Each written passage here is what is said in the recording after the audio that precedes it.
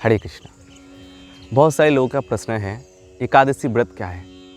तो मैं आज ये जो क्वेश्चन है बहुत सारे लोगों का थोड़ा सा संक्षिप्त में बताएंगे आप सबको। ध्यान से सुनना सभी लोग। तो एकादशी जो व्रत है ये कैसे रखना चाहिए और इसका विधि क्या है मैं आप सबको बताएंगे। एकादशी व्रत ये बहुत साइंटिफिक है और बहुत शास्त्र प्रमाण भी है। जैसे आप सब पूछ रहे हैं वैसे जैमिनी ऋषि व्यासदेव को ऐसे ही पूछ रहा था ये क्या है ये। तो व्यासदेव उनको बताया, ये ध्यान से सुनो। उनका शिष्य था जैमिनी ऋषि। तो व्यासदेव बता रहा था जब सृष्टि हुआ था, मतलब भगवान श्री कृष्ण जब सृष्टि किए थे तो उसके साथ साथ एक पाप पुरुष का भी सृष्टि किया। तो जो लोग खराब कर्म करता है जैसे चोरी डकैती जैसे मर्डर ये सब करते हैं तो उनको वो पाप उनका कर्म के अकाउंट में जमा हो जाता है, वो पाप भोगता है और फिर अंत में नरक जाता है। भगवान ने जो अच्छे कर्म करता है उनके लिए स्वर्ग बनाया है, जो बुरे कर्म करता है उनके लिए नरक बनाया है। तो बहुत सारे लोग जो खराब काम करते हैं तो उनको तो नरक जाना पड़ता है, नरक जाते हैं, नरक यंत्रणा भोग करते हैं। तो भगवान ने इसी वजह से उनको सोचा मैं ही सृष्टि किया हूँ तो इसीलिए मेरे को जाके देखना है जो नरक में भोग कर रहा है कैसा है। तो उन्होंने गरुड़ जी में बैठ के जमराज के दरबार पे गए। तो जमराज जी जाके जब देखा जी भगवान स्वयं आया है तो उनको बहुत उनका सेवा किया।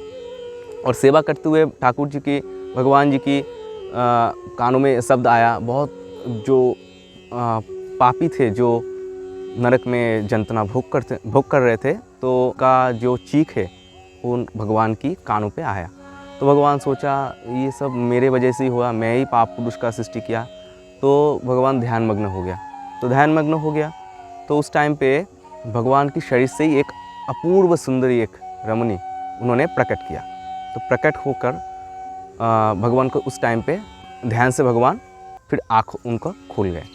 उनको पूछा जी आप कौन हैं। तो उन्होंने बताया प्रभु मैं आपके शरीर से प्रकट हुआ हूँ और मेरा नाम है एकादशी। आज का दिन जो अन्न नहीं ग्रहण करेगा, जो मेरा ये तिथि पालन करेगा तो उनको सारी पाप से वो उद्धार हो जाएगा, वो अंत में वो वैकुंठ धाम प्राप्त करेगा। तो क्या है, तो उस बात से भगवान ने उनको आशीर्वाद दिया और सभी जो पापी थे सब एकादशी व्रत पालन करना स्टार्ट कर दिया। तो उसके वजह से सारे जो पापी थे नरक में सब चले गए वैकुंठ में।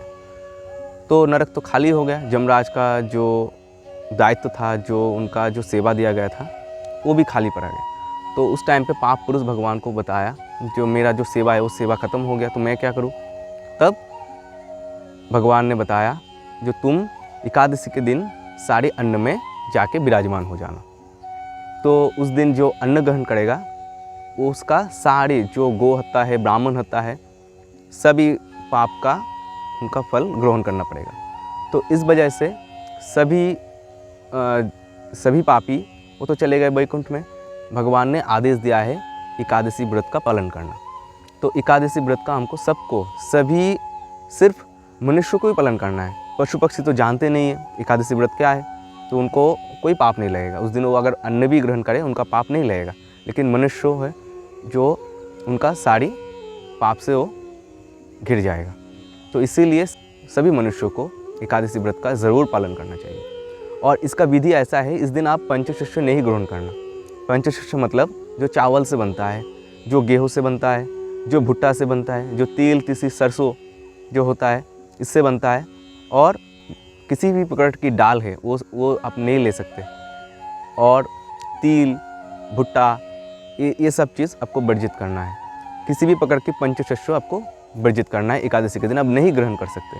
और इस दिन आपको अगर जितना हो सके आप कुछ नहीं ग्रहण करना, वही सबसे श्रेय है। अगर आपका शरीर से परमिट नहीं कर रहा है तो आप उस दिन जल का ग्रहण कर सकते हैं। जल में नहीं हो रहा है तो फल ग्रहण कर लीजिए, फल में नहीं हो रहा है दूध ले सकते हैं, ठीक है। और ऐसे मैं यही आशा रखता हूँ। सभी भक्तगण से प्रार्थना है, सभी जो ये वीडियो देख रहे हैं सबसे प्रार्थना है एकादशी की व्रत अवश्य रखें, अवश्य पालन करना है आप सबको।